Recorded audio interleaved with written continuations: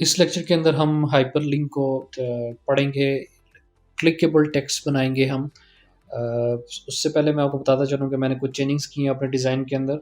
हम अगर इसको रन करते हैं तो देखिए इसका मैंने कलर यहाँ पर डार्क ग्रे कर दिया है और क्या किया है, जो पैराग्राफ का टेक्स्ट है वो मैंने वाइट कर दिया है। ये डार्क ग्रे किसका किया है, मेन टैग का किया है, और पैराग्राफ के टेक्स्ट का कलर मैंने क्या कर दिया, वाइट कर दिया। आप खुद कर लेंगे, उम्मीद है मैंने इसलिए किया कि आप खुद करें, टेस्ट करें अपने आप को कि आप कहाँ से कलर चेंज करेंगे, ठीक है। उसके बाद मैंने क्या करना है, अब हमारा जो आज का टॉपिक है उसके अंदर हमने लिंक, हाइपर लिंक क्रिएट करना है, एक टेक्स्ट को क्लिकेबल बनाना है। स्टार्ट करते हैं। क्लिकेबल बनाने के लिए एंकर टैग होता है और वो स्टार्ट होता है ए से स्टार्ट करेंगे। इसकी प्रॉपर्टी है एचरेफ। आपको याद होगा जब हमने लिंक का टैग पढ़ा था तो उधर भी हमने एचरेफ यूज़ किया था। तो वहाँ पे मैंने बताया था कि यहाँ पर ये किस लिए यूज़ हो रहा है, फाइल को लिंक कराने के लिए। और यहाँ पर एचरेफ का एंकर टैग के अंदर एचरेफ किस लिए यूज़ होगा, आपने टेक्स्ट को अगर क्लिकेबल बनाना है। तो एचरेफ एंटर प्रेस करूँगा, मुझसे कह रहा है कि क्या चीज़ आप यहाँ पे लिंक करवाना चाहते हैं। तो मैं चाहता हूँ कि जो हमारी वेबसाइट है द एजुकेशन डॉट नेट कि इस ये ओपन हो क्लिक होने पे। तो मैं इसके अंदर उधर का मैंने लिंक कॉपी किया है। देखिए इस वेबसाइट का मैंने यहाँ से लिंक कंट्रोल कमांड ए या कंट्रोल ए करके सारा सेलेक्ट किया और कॉपी कर रहा हूँ इसको, और इसको ड्रीम व्यूअर में लेकर जाके मैं इसके जो हाइपर लिंक जो एचरेफ का मैंने बनाया ये प्रॉपर्टी, उसके इन्वर्टेड कॉमर्स के अंदर इसको पेस्ट कर दूंगा, ठीक है। और अब मैं इसको टैग को क्लोज करता हूँ और ये क्लोजिंग टैग है और इसके अंदर अब मैं लिखूंगा मेक रिजर्वेशन, रिजर्वेशन, ठीक है। ये रिजर्वेशन लिख लिया मैंने। अब इसको हम चेक करते हैं ज़रा अपनी वेबसाइट के अंदर जो हम डिज़ाइन बना रहे हैं। ये देखिए ये आ गया मेक रिजर्वेशन, और इसको मैं अगर क्लिक करता हूँ तो ये यहाँ पर देखिए इसने वेबसाइट ओपन कर दी है, उसी के अंदर ही वेबसाइट को ओपन कर दी है, उसी पेज के अंदर ही उसने अपलोड कर दिया। मेरा जो डिज़ाइन था उसको उसने ख़त्म कर दिया है।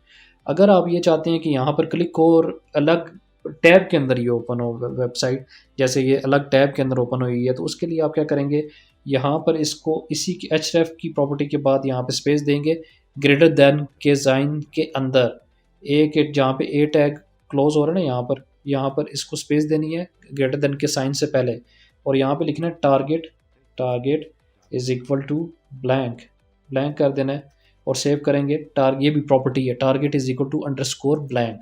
अब मैं जाके अगर इसको चेक करता हूँ और इस पर क्लिक करता हूँ तो आप देख रहे हैं एक अलग टैब के अंदर मेरा कोड, मेरा डिज़ाइन भी इधर है और अलग टैब के अंदर वेबसाइट हमारी the education dot net open होगी, ठीक है। अब इसका कलर नज़र नहीं आ रहा, कलर चेंज करते हैं, इसकी सी एस एस लिखते हैं, restaurant dot C S S में जाते हैं।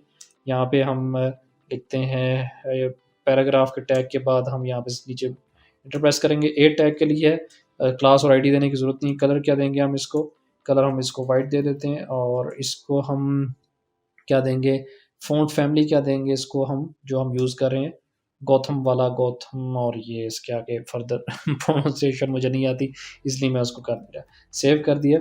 और चेक कर लेते हैं हम इसको अपने डिज़ाइन के अंदर, तो आप देख सकते हैं इसका कलर उसने वाइट कर दिया।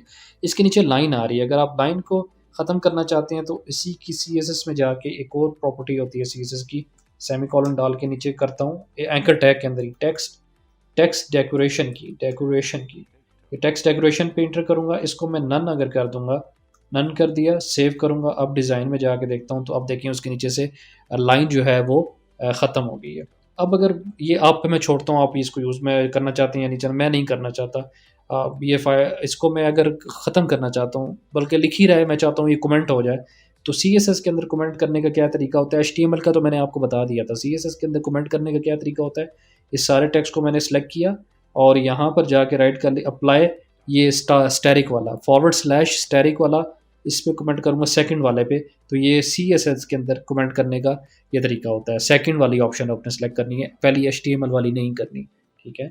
ये हमारे पास कमेंट हो गया। उसके बाद मैं क्या करता हूँ, एक और काम कर लेते हैं हम। एक और काम ये करते हैं कि ये जो सारा जो हमारे पास टेक्स्ट है, ये सारा डिज़ाइन जो बना है इसको हम सेंटर में ले आते हैं।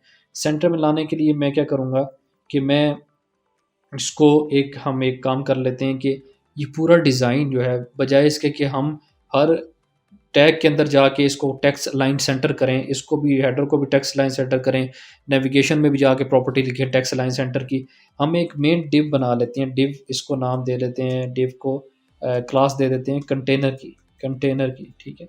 क्लास मैंने कंटेनर दे दी और इसको मैं क्लोज़ कहाँ करूँगा, क्लोज़ मैं इसको करता हूँ कंट्रोल एक्स करके, क्लोज़ सबसे नीचे, ये फुटर के टैग के बाद, ताकि ये फुटर और ये सारी चीज़ें इसके अंदर आ जाएँ। और मैं सीएसएस में जाके सबसे टॉप पे जाके मैं बॉडी के बाद यहाँ पर क्या लिखता हूँ, डॉट कंटेनर करके मैं इसके अंदर सीएसएस लिखूँगा। इसकी विड्थ सबसे पहले हम डिफ़ाइन कर लेते हैं, विड्थ इसकी हम कर लेते हैं 1024 विड्थ है हमारी पिक्सल और सेमीकोलन। और इसकी हम अब हमने इसको मार्जिन देना है, मार्जिन इसको लेफ़्ट करते हैं ऑटो और मार्जिन राइट करते हैं हम इसको, मार्जिन राइट भी हम इसको ऑटो दे देते हैं और चेक करते हैं कि हमारा आती है दरमियान में, ये देखिए दरमियान में आ गई हमारी डिज़ाइन, सारा दरमियान में आ गया।